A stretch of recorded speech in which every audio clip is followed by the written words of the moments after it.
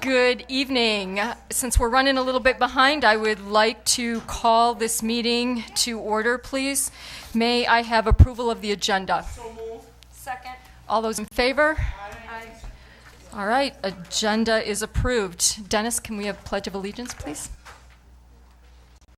Pledge allegiance to the flag of the United States of America, to the republic for which it stands, one nation under God, indivisible, with liberty and justice for all.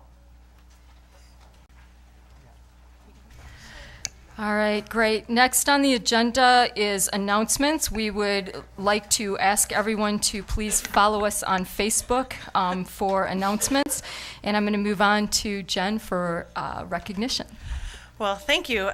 We're very excited to continue a practice of bringing some new employees before the board so that way you can meet them and the community can see them and know who's making a difference here in the school district of Beloit. So tonight I'd like to invite up Charo Cheney. Charo is the new Director of Data Assessment and Professional Development. So she has come in and hit the ground running, ready to prepare our staff. So if you want to stand right in front. I'm going to invite all of them up here, and then if they want to say a few words, they're more than welcome to. Rochelle Elliott is our Director of Early Literacy. Rochelle is not new to the district, but we are certainly glad she is new to this role. Latricia Johnson as the Director of Teaching, Learning, and Innovation. And Belinda McCarthy, the Assistant Principal of McNeil Intermediate School. So Rochelle and Belinda are familiar faces, new to their roles, and Charo and Latricia are both brand new to our district, and we're glad that all four ladies are here. Would any of you like to say anything?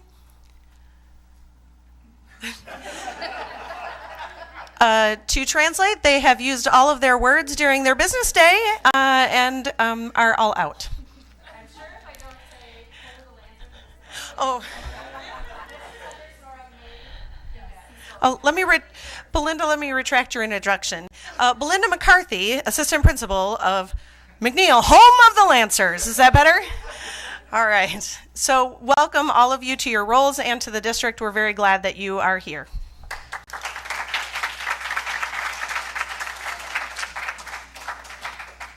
Welcome, and thank you very much for coming tonight. We appreciate it. Next on the agenda is citizens or delegations wishing to speak. Do I have any this evening?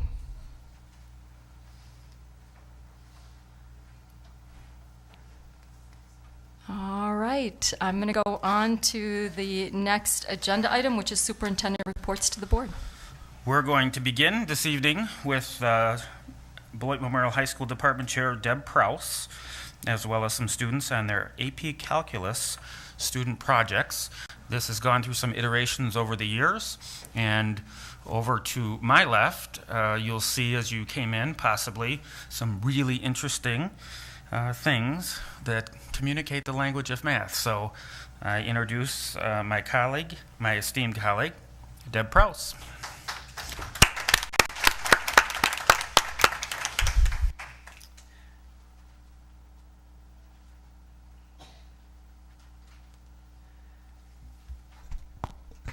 So last year in calculus, we had almost 60 students. We have 3 here today.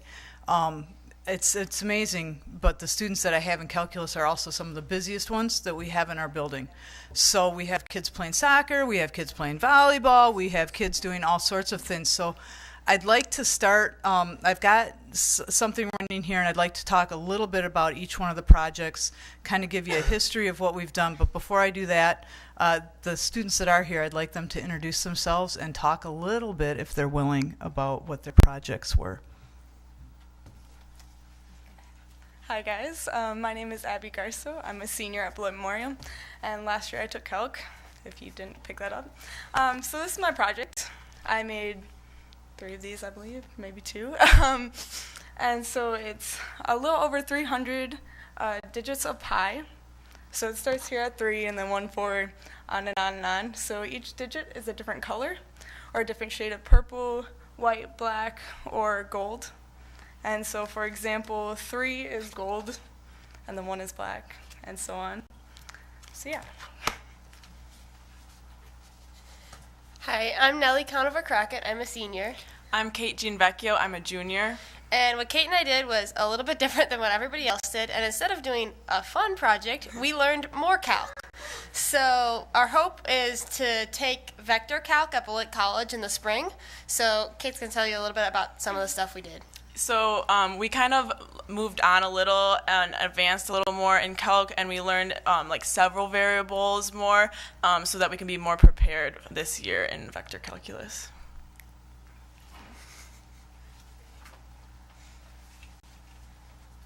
So all of these young ladies are being rather modest. Abby and her partner spent hours creating those and measuring it out so that each 1-inch square fit just perfectly on there. The best part is they made one for me to cover up the big black square that's on my wall where the TV used to hang.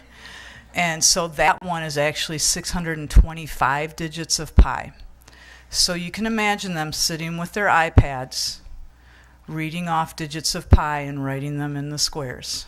625, and then 324, and 324. The two young ladies who worked on vector calculus actually learned 12 extra sections of calculus material that's typically Calc 3. They did it completely on their own and rarely asked me a question, but they got it and they presented it to the rest of the class in a way that the rest of the class understood it as well. So that took a ton of initiative, and had they not done that, in the way that Beloit College does their Calc 3 is a little bit different than some other schools. So had they not taken that initiative, they really wouldn't be prepared. They didn't have to, they chose to. So that I thought was really cool. Over along the wall, years ago we used to go visit the elementary schools. My students would create lessons about math, and we'd go and we'd visit the elementary schools and we'd teach those younger children about mathematics in a way that got them kind of pumped up. I often still have kids who say, I remember when your class came to my room and that's when I decided I wanted to take calculus. I think it's really, really important for our students to see people who look like them loving and enjoying math. And so when we couldn't do that anymore, I went through a little bit of issues for a year or two. I was really struggling to find a way to do something as meaningful as what we had done. And I think we're pretty close to there. All of the projects that you see there, all of these will be given away to elementary and intermediate school teachers to use with their students to help them understand math in ways that's not the same as it usually is in a typical textbook. There's examples along the wall there on the floor of different types of tessellations. There's also one on my wall. See, I benefit from this too. The group that did the fish tessellations also did one on my wall. As it goes through here, you may see a picture. I can't remember if I put it in the slideshow or not. Thank you, Evelyn. Those posters there can actually be cut apart. They're laminated, and kids can learn how to piece them together as puzzles so they understand the dynamics of what a tessellation is. The other geometric one that Evelyn is holding in her right hand is all regular shape, not regular shapes, but all typical shapes that piece together to form that circle. And so the young man who created that spent hours coloring that to make it just right, and to make it so students could appreciate and see the different colors. On the black cabinet over there are 8 posters, I think. My students who made those 8 posters, hey, Evelyn, would you hold those up for me too? You are awesome. Thank you very much. Yep, those. There's 8 of them. You don't have to hold them all up, but you'll see a picture at the top, and then you'll see all sorts of funky equations below that. Well, if our students take and type those equations into their graphing calculators or into Desmos on their Apple or their iPads, they will get the picture that's at the top of the poster. My students had to, there are notations there that I've never seen. So before I allowed them to use the notations, they had to figure out what it did on the calculator. They had to be able to explain it to me. So they couldn't just do it and say, hey, here's a really cool picture. So they had to figure out, and as Johnny said, backwards engineer what those were and how they worked. So there's 8 of those that will go out. Thank you, Evelyn. Next, we have Fibonacci string art. Fibonacci is one of the most common. You probably don't want to pick that one up. but I might use you in a minute. Fibonacci is one of the most common sequences that we see in mathematics, and what is unique about that sequence is it is present all over the place in nature. So what my students garner out of all of this is the beauty in mathematics that a lot of us never get the opportunity to see. So I see it because I've just got the way of that's how I see everything. I see numbers in everything. But my goal is to help my students help other students to see that same beauty. So we've got string art there. As you watch the slides go through, you'll see a garden that's in the back of the high school right now, created by, I think it was 6 or 7 of the young women in my class, and it's a Fibonacci garden. If you Google that, it's real.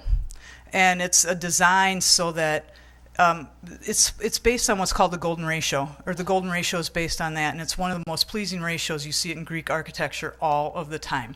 So we've got all sorts of Fibonacci because all of a sudden people are going, hey, this is really cool, and there's all sorts of stuff, and it's like all over nature, and how cool is that? Right, so we've got that. You can see Fibonacci again on the posters over, or the artwork on the end. Liliana and Marlene, when they were talking about those are the 2 young ladies who created those, and they chose Pythagoras because Pythagoras is awesome, and they've got a Pythagorean spiral for one of their pieces of artwork, and then each of them created a galaxy. And to quote them, it's because they wanted younger students in the district to see the beauty in mathematics that they see. So there's just some really cool things over there. I've got a working violin that's also a tessellation. Evelyn's going to hold that up for a second. Madeline didn't need that anymore, apparently, and so she chose to donate her own violin with the artwork that she created on there.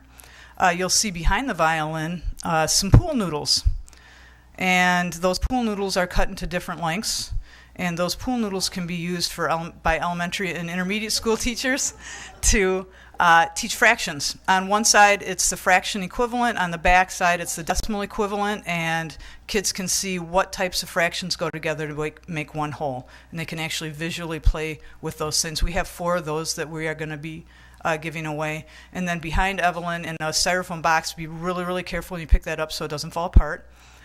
We have wooden blocks that are done with the same concept.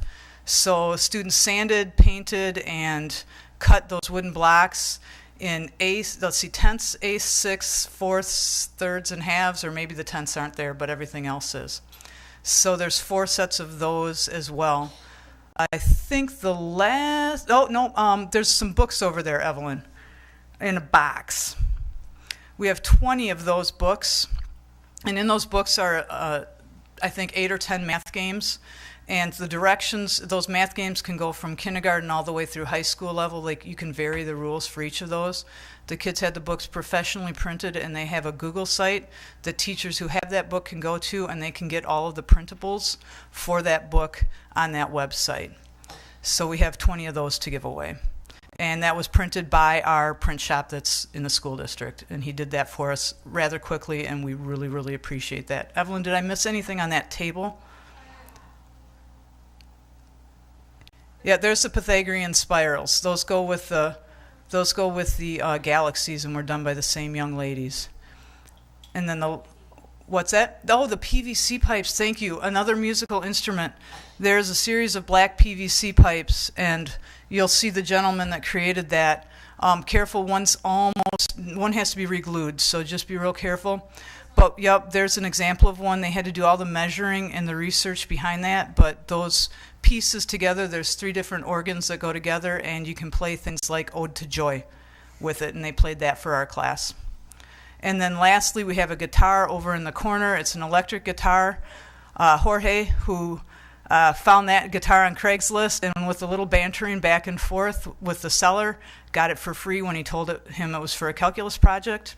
Then Jorge happened to find an amplifier in our parking lot, and after sufficient time in Lost and Found, he attached the amplifier to that, so it was completely free to him, but it is a working electric guitar and amplifier, and with it is a poster on the ground that shows 2 different ways to find the volume of the main piece of the guitar.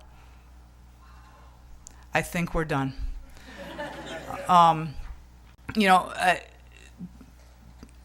We have so many people who are scared about math, and we don't want that. We want people to see that math is all around them, and without math, there's not the beauty that we have without people understanding. Between music and the artwork that you see, it's critical that we stop encouraging our kids to be scared of math, even by things that we say, like, oh, I was never good at that either, because we'd never say that about reading. We would never, ever say that about reading. So our students need to understand that to get to that level of understanding and to see that beauty, they can be good at math too. And I want my calculus students to be the mentors for them in whatever way we can have them. Thank you.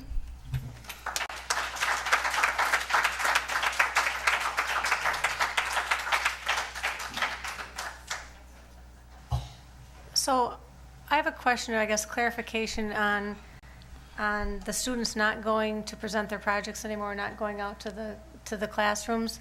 Because I mean, we talk about how they need to see that this is something not to be scary, and that they need to see students that look like them, and we're not doing that anymore. So I guess I wanted to understand what happened there. There would be a transportation issue, and the district is more than willing to provide actual buses from Durham, but students driving each other has some policy implications.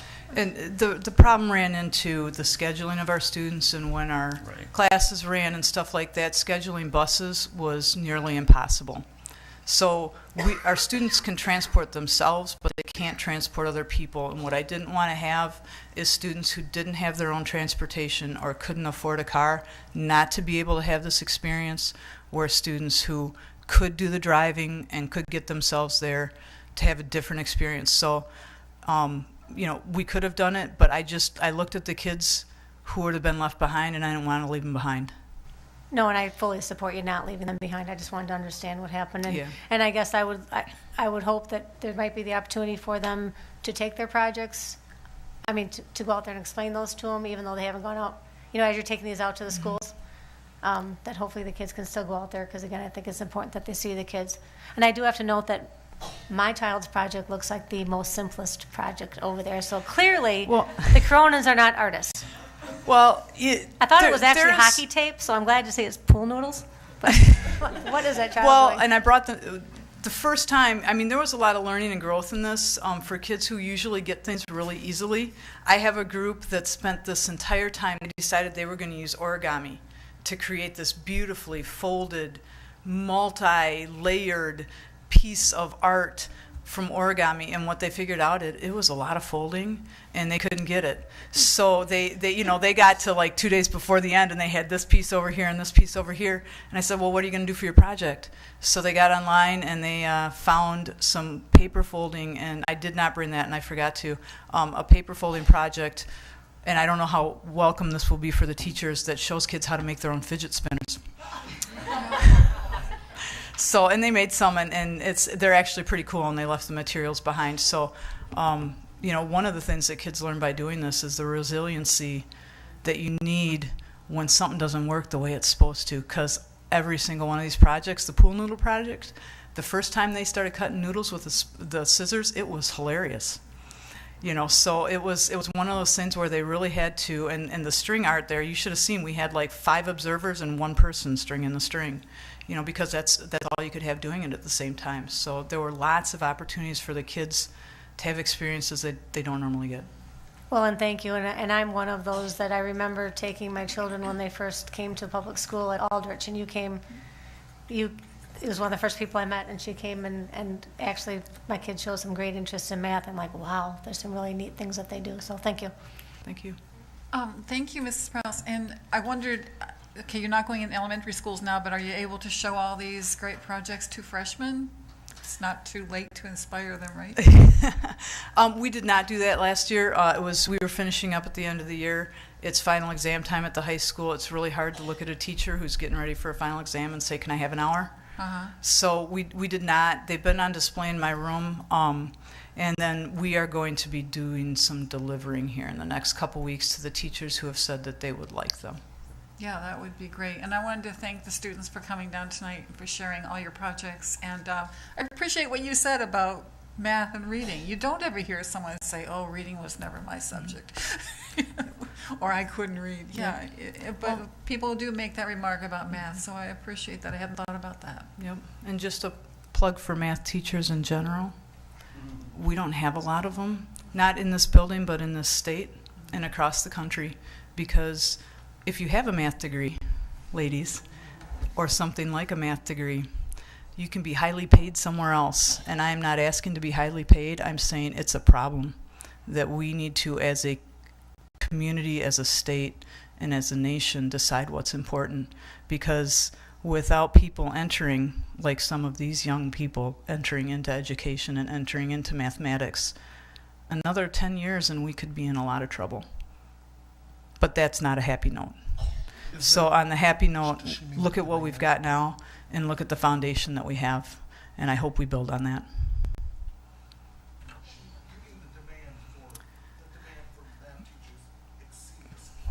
Yeah, last year Whitewater graduated 2.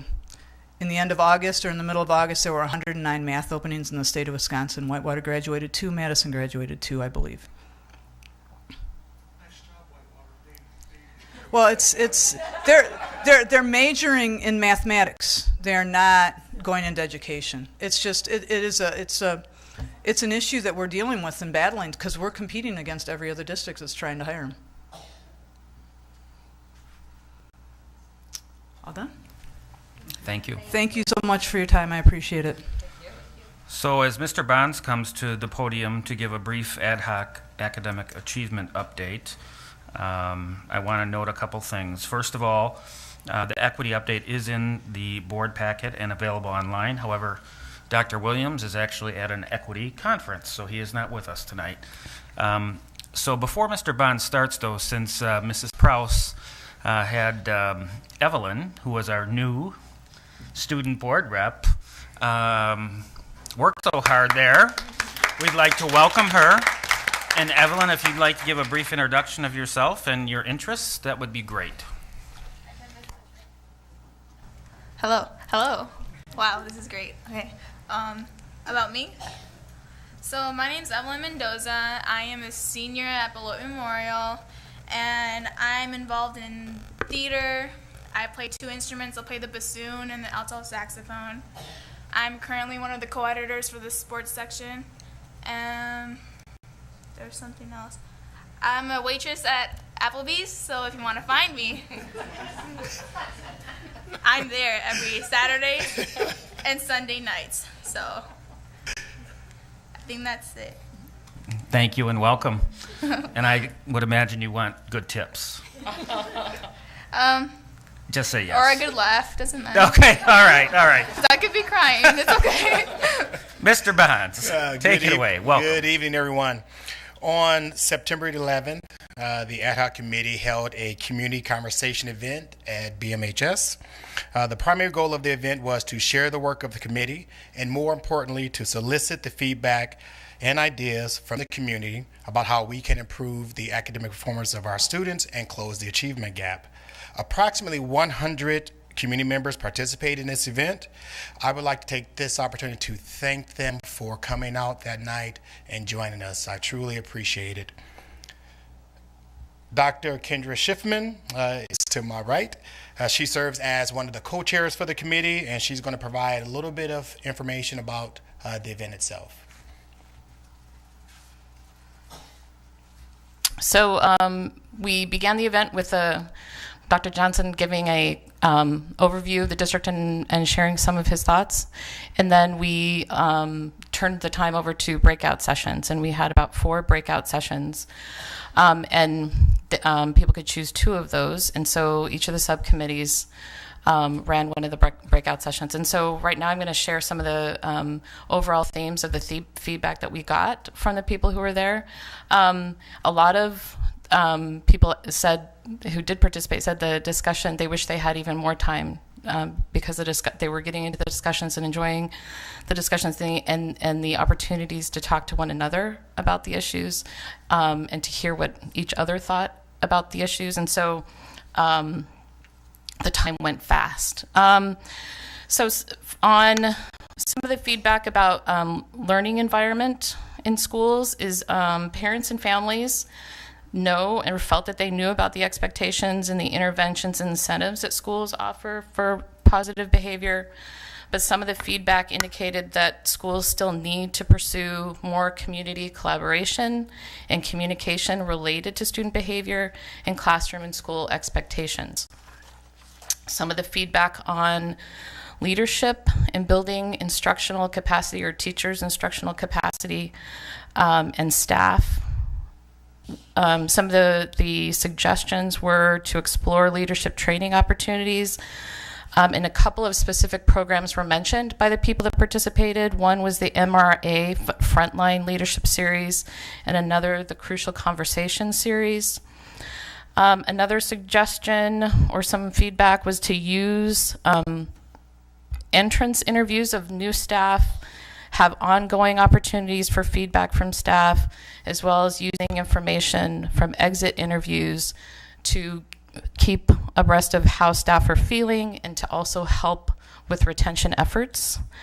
And then another suggestion was to help realtors understand and interpret the information in the DPI website to create a clear picture of our district, because they do influence perceptions in significant ways. So to have a more collaborative relationship and be more proactive about that. Some of the feedback that on overall academic achievement in terms of the discussions about what some of the causes are for academic achievement gaps. There was not necessarily an overall patterns in terms of common views, because there was a diversity of views and responses to that. And people were asked to make choices about priorities based on 5 areas, and there was a lot of a disagreement. There was either people felt really strongly about one thing, or people recognized that it's complicated and it requires a complex response of multiple things. So, because we asked them how they felt about where they felt priorities should be in terms of diversifying the teaching staff, diversifying curriculum materials in terms of who and what is represented in those materials, building teachers' cultural competency skills, building positive learning environments, parental involvement, in building teachers' leadership capacity. So those were the 5 areas they were asked to sort of talk about. If you had to choose, what would you prioritize?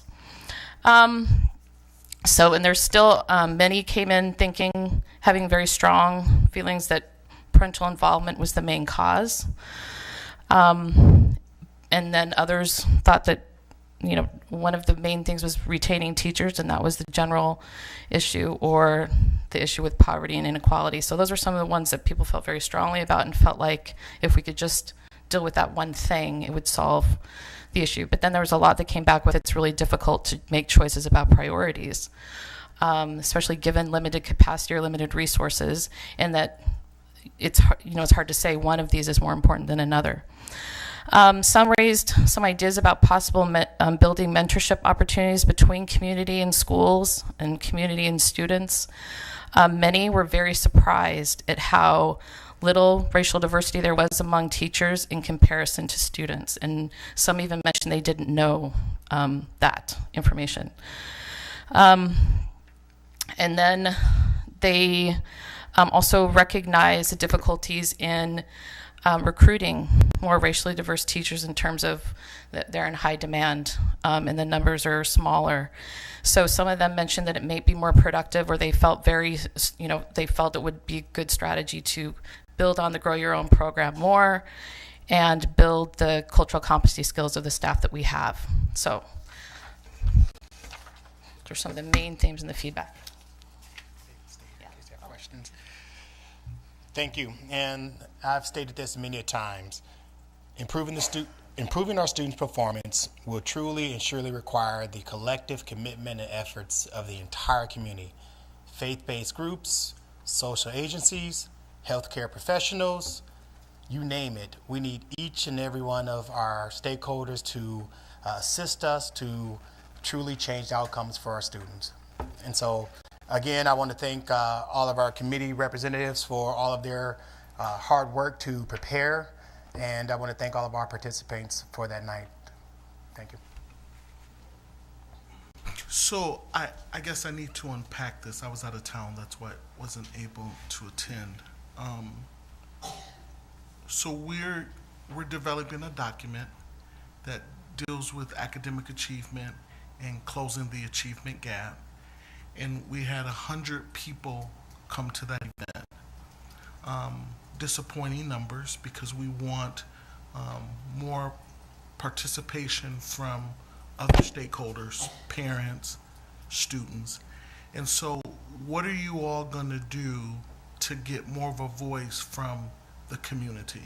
I hope that's just not the one activity you're going to do. Something else has to be done to get more of the voice and give other people opportunities. And I say that for a number of reasons. Number one, if you all had it in the evening, what about people who work during second or third shift? Could you put something on the website providing people the opportunity to give feedback? Even if they don't provide the feedback, Mr. Bonds, when the final product is completed, we don't want people to say that they didn't have the opportunity to give their input. Does that make sense? It makes perfect sense. Okay. And that was our first big event. Okay. We discussed, actually yesterday was the next committee meeting. Okay. We have already formulated some plans to have some individual conversations to target certain groups to, for example, thinking about how we can get to the Rotary, the League of Women Voters, LULAC, the Greater Beloit Economic Development Council, having a presentation ready to go so that our subcommittee members can target those areas and solicit their feedback. We also discuss the creation of a survey to provide, again, additional opportunities for all stakeholders to give us some feedback. And so we have plans to develop those tools at our next meeting, which is 2 weeks from yesterday. Okay, I have a follow-up. So you're going through the process, and good job. Where are you at in that final process? So you all are looking to write up and finalize your recommendations in what? October, November, December? Actually, we discussed it yesterday, and we are looking to bring some actionable items to the board in December and January. Okay. Again, we want to have another opportunity to gather some additional input from stakeholders. The plan is for each of our subgroups to come up with 1 or 2 actionable items that we would like to move forward to the board right away, again in December or January, with the understanding that it's not the final plan. Okay. We just, the committee felt very confident and committed to moving something forward, and each committee is going to select, again, 1 or 2 things that we're going to move forward in, again, December, January, and we're going to continue to develop the entire plan, and hopefully the goal strategically is to, by the end of the school year, we would like to present an entire plan to the board for approval. Well, wait a second. There was the initial plan was to have a final product by when? And I would hope that you have a final document, because it's something that we can follow in the future. When was the initial plan to have the final document or plan? Was the original initial plan at the very beginning of the committee inception was for 1 year. The committee would be in effect for 1 year, which will take us to about January for a full plan. But again, in terms of time and summer, sometimes the dates got pushed back in terms of readiness. And again, we saw a need to, again, solicit additional feedback from stakeholders instead of just moving forward with what we received 4 weeks ago. We wanted to make sure we provide another opportunity and be really prepared and thorough with our research, with our suggestions and ideas from the community, and then moving forward. So the committee at large felt that we're going at a good pace and that they were comfortable moving forward with some suggestions, again, December and January. But then we need to solidify a final date for a bigger plan. Okay, and so I like that the final comment that you made, because if you need to move the date to incorporate more input from the stakeholders, I'm glad that you all are entertaining that idea as well. Thanks. Thank you. Nice to have it before, like March. Okay, thanks. Appreciate it. Oops, moving on to reports to the board. I need to get committee reports. So Finance, Transportation, and Property Committee next. The Finance, Transportation, Property Committee met on September 12th. 3 items of note we did. Emily Pels gave us a proposal on increasing mental health services, and we did send that out for bid, and we did choose somebody, which I think is great. That's something that's come up over and over again, that we definitely have an increased need for mental health services for our students, so I'm happy to report that. Also happy that we are getting a couple of grants that I think will be helpful, and then we also, from Jamie, got a budget update, which, as we know, is certainly still preliminary, but we're moving in the right direction. And we were, of note, we were done in 26 minutes. Thank you. Nice job. Up next, curriculum and instruction. All right, thank you. We had the opportunity to meet new staff members that are part of the Teaching and Learning Department. We met Tony Bosco, who is new in a different role as our Director of Bilingual Education. Charo Cheney, who's the Director of Data Assessment and Professional Development. Latricia Johnson, Director of Teaching, Learning, and Innovation. Ross Eberly, who is the Technology Coordinator. Ross Eberly then gave us a presentation on Apple Classroom. It was kind of fun, very interactive. We all got iPads and got to kind of play around with them and experience them like a student would. The Apple Classroom app essentially allows teachers to have full control of each student's iPad. So no matter what, the teacher controls everything. So if I was the teacher, I could have everybody in my room having the same thing on their screen. I could assign different students to be working on a worksheet, and I could then watch each student on my screen interacting with that. Additionally, then students are able to use AirPlay if they're going to give a presentation, to then put their presentation up on a bigger screen for everyone or share it on everybody's iPad. So it was really pretty interesting. Then we had some information regarding a piloting curriculum for our dual language immersion program. They'll be piloting a program for the rest of this year. Ms. Jolly gave us an overview and gave us some information about additional math interventionists that we will be funding using our Title I money. And that was about it. Excellent. Dennis, Policy and Personnel. The Policy and Personnel Committee met on August 22nd. The issue of athletic addendum pay came up. We tabled it to get more information. The committee approved the allocation of a FTE, a special education paraprofessional. There was a request for additional FTE bilingual para staff. There are requirements that we adhere to from a federal level, so it was important for the committee to approve that. We approved regular personnel recommendations that was sent forward by the superintendent and the Human Resource Department. The Policy and Personnel Committee also met on September 12th. There was There was a discussion about additional interventions. Mr. Bonds explained the need for additional math interventionists. We addressed that issue, approved it. As I mentioned before, the athletic addendum proposal came up at this meeting, and we decided at this meeting to table that.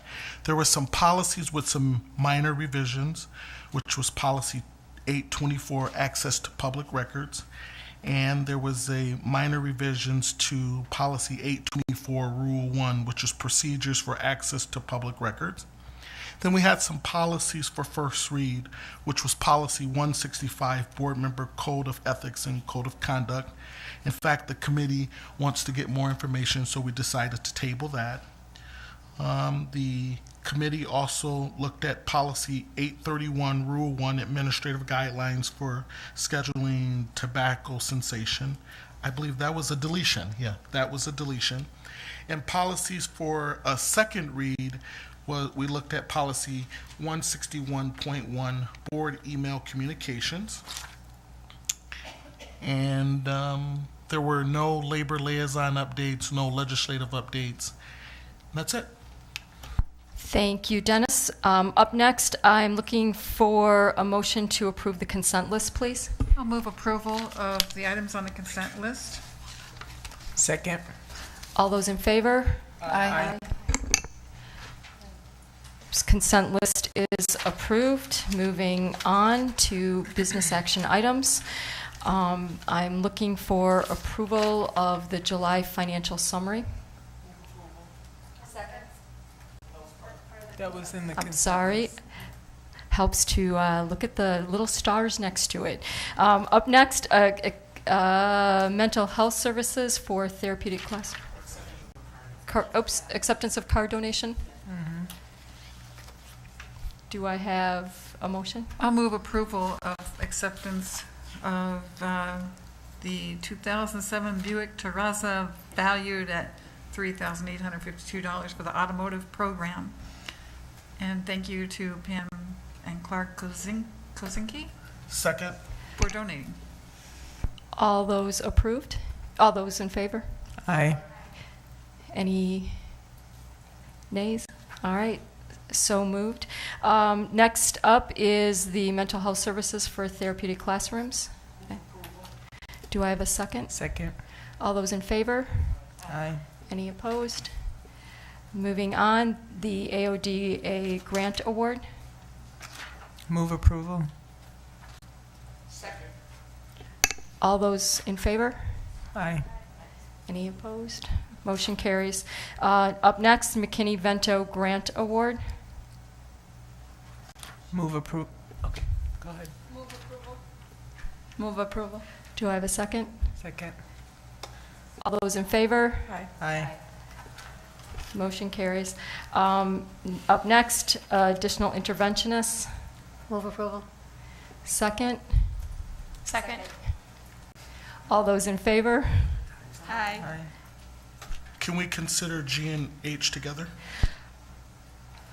I would like to consider tabling H. So move approval on G. H. All those in favor? Aye. Any opposed? So the board policy 161.1, board email communications, it appears to me that the version that's in the packet is the original version without the changes. There's also been some email back and forth about putting the notification in the, help me Dr. Johnson, in 824 Rule 1. And so given all of that, I would like to table this one, take it back to the committee, and then have it come back for full approval if you're okay with that. Are you making a motion? I am suggesting that we move to table this. Move to table. Second. Can All I those- ask a question, please? I'm confused why we're tabling it. Just if you could explain that part for me. So it appears that the version in the board packet was not the version that was talked about at, the changes are not in there that were discussed at the Policy and Personnel Committee. In addition, there have been some emails back and forth about the notification part of it and adding that to. I have no problem with tabling. I'm just trying to understand it because it looks right to me. But if we want to do them together, that's fine too. Okay. So I have a motion and a second to table this. All those in favor? Aye. Any opposed? All right. Personnel recommendations. Move approval. Do I have a Second. All those in favor? Aye. Aye. Motion carries. Okay, we're on to discussion items. Do I have any items of interest for consideration at future meetings? So, Dr. Johnson, I mentioned to Mr. Bonds when I went over there If the final report for the ad hoc committee is not done, could we at least by March get like a preliminary report on that? Because I know there's some people on the board who won't run again, and I think that they will want to kind of see would like to have a sneak peek at it before they exit out. Yes. Thank you. Lauren? Yeah. I had a couple of things also. I was wondering, Dr. Johnson, can we get some sort of an update for the board? Because I have people in the community asking me about how we're working with Career Tech, and I'm not sure about that. So do we have something in place where we're helping kids connect with programs they might benefit from? I would just appreciate some information on that.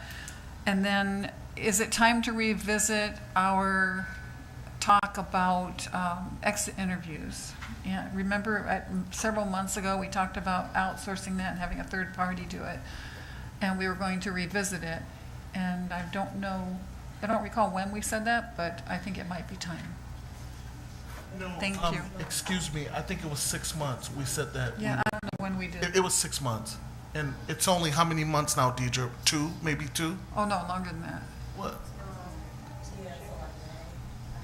June, July, August, September, October. So about 4 months, so 2 Okay, months. all right, so we can think about it then. Thank you. Awesome. I have 2 items I'd like to, within the next 3 meetings or less, I'd like to provide a brief update to the board on the strategic plan and where we are with the progress for that. And additionally, in October, I would like, since I've been back from leave, I would like to provide a 6-month update to the board with regards to superintendent evaluation and get feedback from the board and vice versa. Those 2 items. Excellent. Sorry, Dr. Johnson, that last part was Pam, stop. I'd like to have the opportunity to discuss with the board regarding superintendent evaluation at a 6-month marker in October next month. Is that gonna full board, or is that going to policy personnel? That would go to a special board meeting, most likely in closed session. Okay. Thanks. Anybody else? All right. Announcement of future board meeting dates. Committee meetings will be October 10th, and that'll include finance, transportation, and property, curriculum and instruction, policy, and personnel. The next business meeting is October 24th, and I would like to remind everybody that at all meetings we do have translation services available. So if you let us know, we will be happy to hook you up with that and make sure we have that in place. All right, with that, I'd like to adjourn this meeting. Thank you.